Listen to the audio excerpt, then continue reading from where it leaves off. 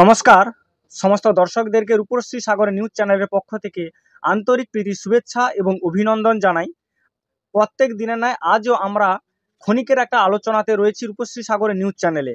আমাদের নিউজ রুমে উপস্থিত রয়েছেন সম্মানীয় দেবাশিস বেরা।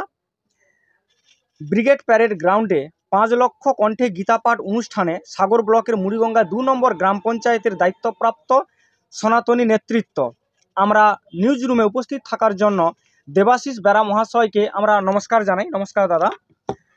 আমি একদম প্রথম প্রশ্নে যাব। 5 লক্ষ কণ্ঠে গীতাপাঠ অনুষ্ঠান এর আগে 2023 সালে এই ব্রিগেড গ্রাউন্ডে গীতাপাঠ অনুষ্ঠান হয়েছিল, সেখানে 1 লক্ষ সনাতনী উপস্থিত হয়েছিলেন। 2024-এ শিলিগুড়িতেও একই রকম অনুষ্ঠান হয়েছিল। এবছর হঠাৎ করে 5 লক্ষ কণ্ঠে গীতাপাঠ অনুষ্ঠান, হঠাৎ আপনাদের এক বছরে এত বড় স্টেপ জাম, কারণটা কি? সমস্ত দর্শক সাধারণ যারা আমাদের এই নিউজ দেখছেন, সেই সঙ্গে সাগরের এই নতুন নিউজ চ্যানেলের যারা দায়িত্বপ্রাপ্ত কর্মকর্তা আছেন সবাইকে ব্যক্তিগতভাবে নমস্কার, শ্রদ্ধা, সম্মান জানাই। যদা যদা ই ধর্মস্য গ্লানির্ভবতি ভারত অভ্যুত্থানাং অধর্মস্য তদাত্মানাং সৃজম্যহম পরিত্রাণায় হি সাধুনাং বিনাশায় দুষ্কৃতম ধর্ম সংস্থাপনার্থায় সম্ভবামি যুগে যুগে। এখন সমস্ত সনাতনী মানুষের কাছে গীতা জয়ন্তীর একটি উৎসব চলছে। আপনারা সবাই জানেন, ইতিমধ্যে আমাদের এই সোশ্যাল মিডিয়ার যুগে সর্বত্র সমস্ত সনাতনী মানুষের কানে পৌঁছে গেছে যে আগামী 7ই ডিসেম্বর 2025 ব্রিগেড প্যারেড গ্রাউন্ডে 5 লক্ষ কণ্ঠে গীতাপাঠ অনুষ্ঠিত হচ্ছে। এবং আগামী গত সোমবারে গীতা জয়ন্তীর শুভ দিনে ভূমি পূজন হয়েছে, যেখানে সারা ভারতবর্ষের সমস্ত যারা ধর্মগুরু হিসেবে আমরা জানি তাদের সমাবেশের মধ্য দিয়ে সমস্ত ধর্মীয় রীতিনীতি মেনে কিন্তু সেখানে ভূমি পূজনটা হয়েছে। আপনি যে কথাটা বললেন যে 2023 সালে সর্বপ্রথম ব্রিগেড প্যারেড গ্রাউন্ডে গীতা পাঠের আয়োজন হয়েছিল সারা ভারতবর্ষের মধ্যে সর্বপ্রথম। আমরা সবাই জানি ব্রিগেড প্যারেড গ্রাউন্ডটা একটা ধর্ম নয়, একটা রাজনৈতিক চর্চার কেন্দ্রবিন্দু। আমরা ছোটোবেলা থেকে রাজনীতি করতে করতে দেখে এসেছি যে ওখানে ধর্মীয় সমাবেশ হতো, এ দল ও দল, বিভিন্ন দলের কে কত সমাবেশে কত মানুষকে হাজির করাতে পারে, এরকম একটা প্রতিযোগিতা চলতো, আমরা দেখেছি।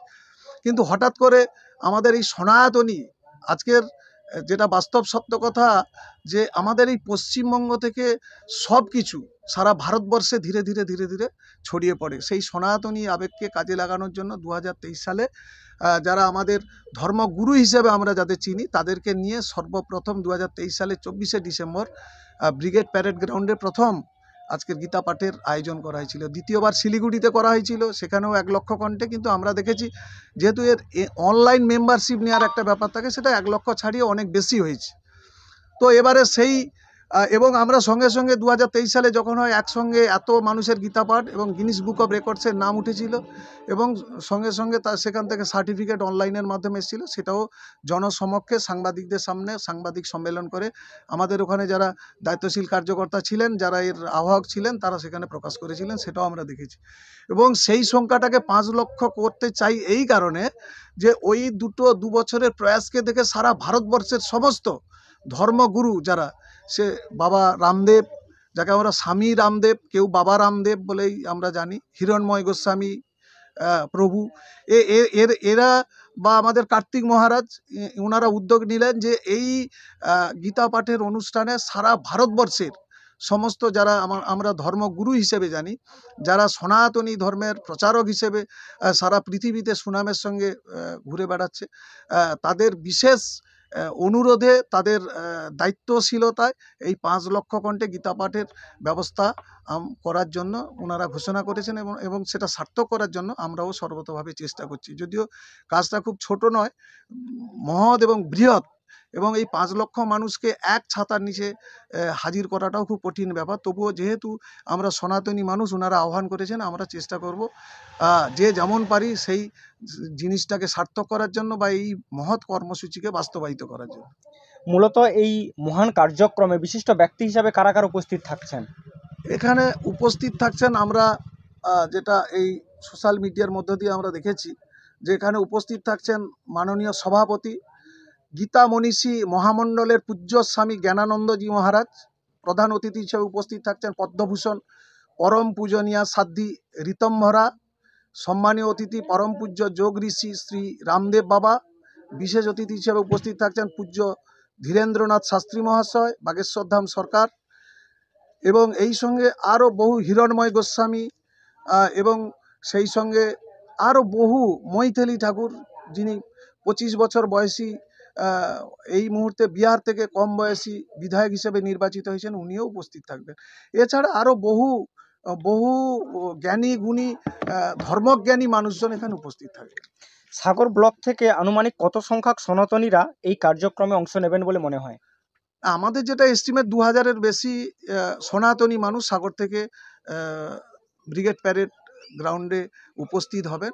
এ ধরনের একটা পরিকল্পনা আমরা নিয়েছি, সে মতো আমাদের বিভিন্ন আলোচনা চলছে বিভিন্ন জায়গায়। বিভিন্ন যারা এই ধর্মপ্রাণ মানুষজন আছেন, সনাতনী মানুষজন আছেন, তাদেরকে নিয়ে আমরা এই আবেগের জায়গাটাকে পরিপূর্ণ করার জন্য চেষ্টা করছি। যে সমস্ত সনাতনীরা এই সমস্ত কার্যক্রমে অংশ নেবেন তাদের জন্য কি কোনো প্রবেশাধিকার থাকছে, বা যে কোনো কি সনাতনী ওখানে অংশগ্রহণ করতে পারে?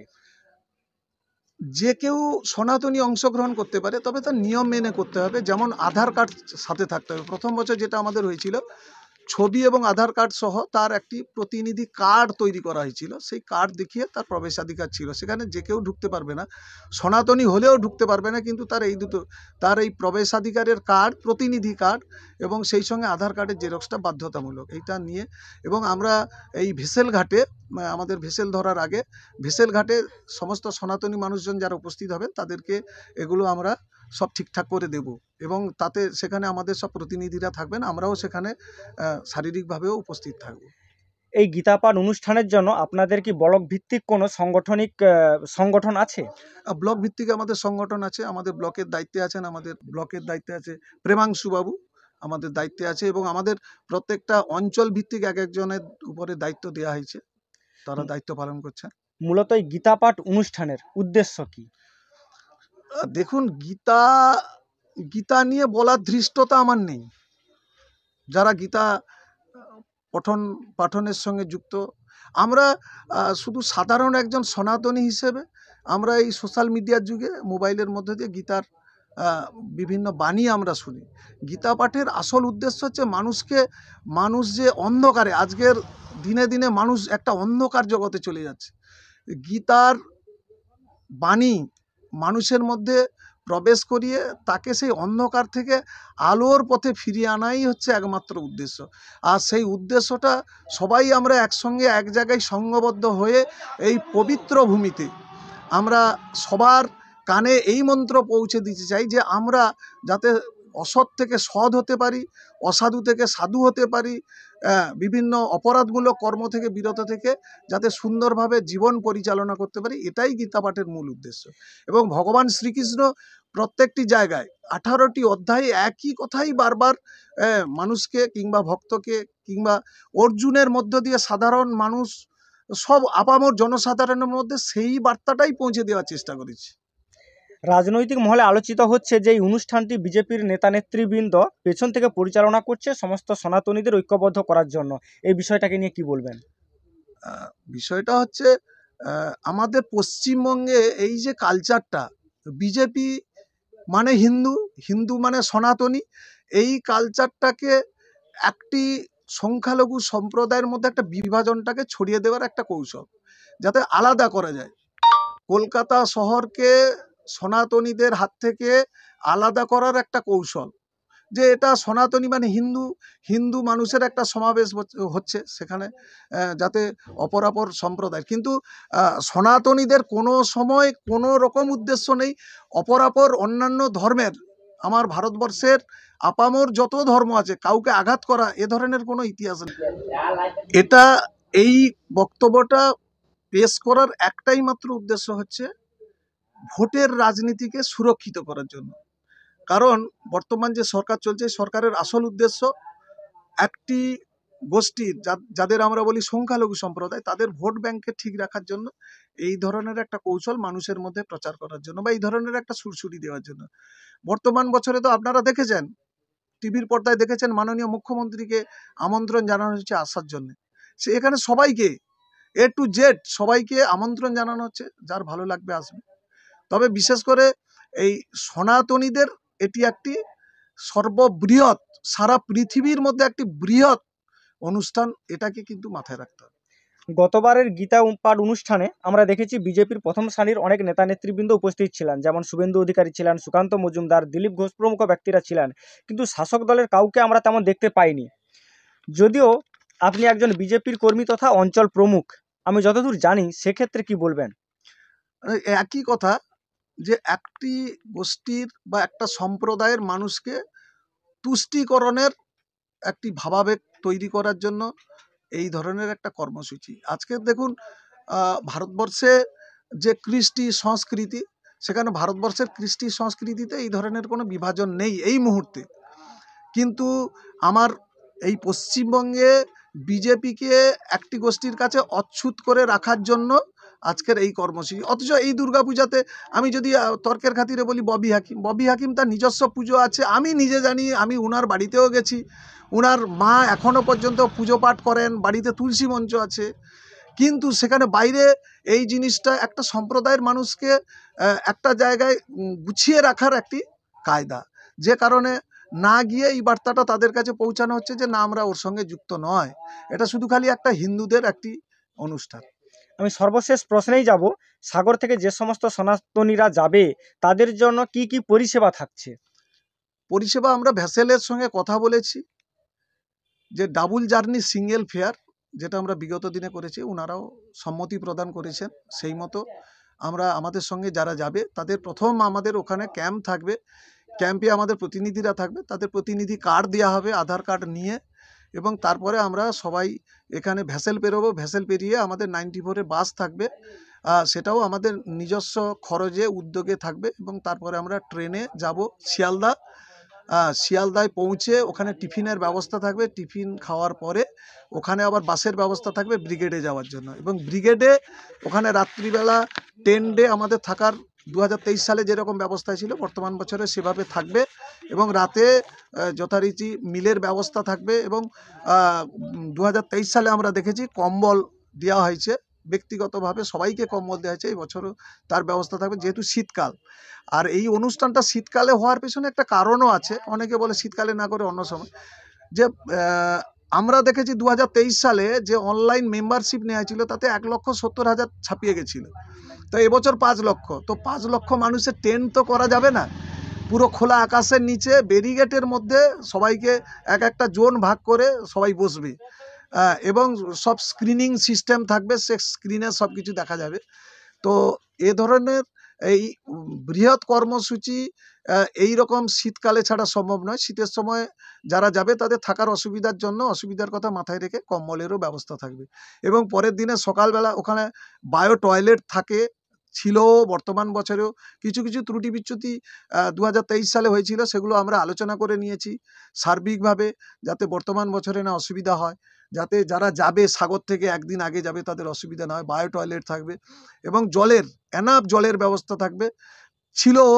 সেই সঙ্গে সকালবেলা টিফিন, তারপরে চা, টিফিন, বিস্কুট সব কিছু ছিল, বর্তমান বছরেও থাকবে, এবং তারপরে অনুষ্ঠান শেষে আমাদের ওখান থেকে প্যাকেট ডিস্ট্রিবিউট হয়, প্যাকেট নিয়ে যারা অংশগ্রহণ করবে তারা আসবে, এবং প্রথম বছরে গীতা, ব্যাগ, ছবি এসব ওখান থেকে প্রদান করা হয়েছিল, এবং আমি তো আশা করি বর্তমান বছর এরকম একটা ব্যাপার থাকবে। আমরা কয়েকটি প্রশ্ন নিয়ে ক্ষণিকের আলোচনা করছিলাম। আমাদের এই আলোচনাতে আমাদের নিউজ রুমে উপস্থিত ছিলেন সম্মানীয় দেবাশিস বেরা মহাশয়। আমরা নিউজ রুমের পক্ষ থেকে, রূপশ্রী সাগর চ্যানেল থেকে অসংখ্য অসংখ্য ধন্যবাদ জানাই, এবং রূপশ্রী সাগর নিউজ চ্যানেল তথা সাগরদ্বীপবাসীর পক্ষ থেকে আমি এই ব্রিগেড প্যারেড গ্রাউন্ডে যে 5 লক্ষ কণ্ঠে গীতা পাঠ অনুষ্ঠানের আমি সাফল্য কামনা করি। তৎসঙ্গে সমস্ত দর্শকদেরকে আন্তরিক প্রীতি, শুভেচ্ছা এবং অভিনন্দন জানিয়ে আমাদের এই অনুষ্ঠান আমরা এখানেই শেষ করছি। নমস্কার সবাইকে। আপনারা এই গীতা পাঠের বিষয় নিয়ে যেভাবে করলেন, লাইভ করলেন, এজন্য সমস্ত দর্শক সাধারণ এবং চ্যানেল কর্তৃপক্ষ সবাইকে যথাযোগ্য সম্মান শ্রদ্ধা জ্ঞাপন করছি। নমস্কার। নমস্কার।